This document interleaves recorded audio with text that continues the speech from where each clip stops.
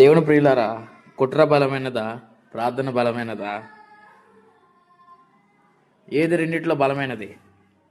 Bible చెప్తుంది, 2 సమూయేలు గ్రంథం 15 అధ్యాయం 12వ వచనంలోని, మరియు బలి అర్పింపవలనని యుండి అబ్షలోము గిలోనీయుడైన అహీతోపెలు అను దావీదు యొక్క మంత్రిని గిలో అను అతని ఊరి నుండి పిలిపించి ఉండెను.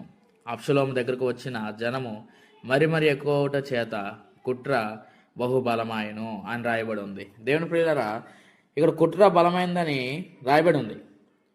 కుట్ర ఎందుకు? ఈ కుట్ర అనేది ఎవరి మీద జరుగుతుంది, ఎవరి కొరకు జరుగుతుందంటే దావీదు మీద జరుగుతుంది. దేవుని ప్రియులారా, మన చుట్టూ ఉన్న వాళ్ళు ఎవరో ఒకరు మనం అంటే నచ్చని వాళ్ళు ఉంటారు. మనల్ని గెలవాలనే వారు ఉంటారు. మనల్ని ఓడించాలనే వాళ్ళు ఎంతోమంది ఉన్నారు. మనకి నష్టం కలుగు చేయాలని ఆలోచన చేసే వాళ్ళు ఉంటారు. ఇలా ఎవరైతే కోరుకునే వాళ్ళు ఎవరు ఉంటారో వాళ్ళు చేసేది ఏంటంటే మన మీద కుట్ర పన్నుతారు.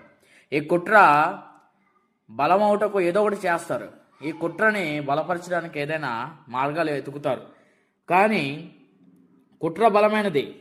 కుట్ర తర్వాత ఒకటి మనకు కనిపిస్తుంది 31వ అధ్యాయంలోని, అంతలో ఒకడు వచ్చి అబ్షలోము చేసిన కుట్రలో అహీతోపెలు చేరి ఉన్నాడని దావీదునకు తెలియజేయగా, దావీదు యెహోవా అహీతోపెలు యొక్క ఆలోచన చెడగొట్టమని ప్రార్థన చేశాను అని రాయబడి ఉంది. దేవుని ప్రియులారా, కుట్ర చేయడానికి, కుట్ర బలపరచడానికి అనేక ప్రజలు ఉన్నారు. అక్కడ జనము పోగారు. కానీ ప్రార్థన చేయడానికి మాత్రము, ప్రార్థన చేసిన వ్యక్తి మాత్రం ఒకటే ఉన్నాడు. అంటే ఇక్కడ ప్రార్థన, కుట్ర కంటే ప్రార్థన బలమైనది. ఆ బలమైన ప్రార్థన ఎవరు చేస్తున్నారంటే దావీదు చేస్తున్నారు. చూడండి, అబ్షలోము దావీదు మీద కుట్ర చేశాడు.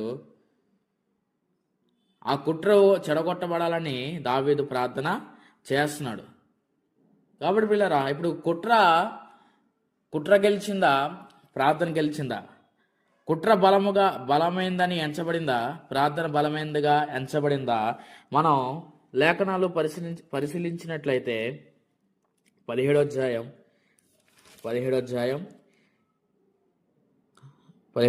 తీసినట్లయితే 23వ వచనం చదువుకుందాం.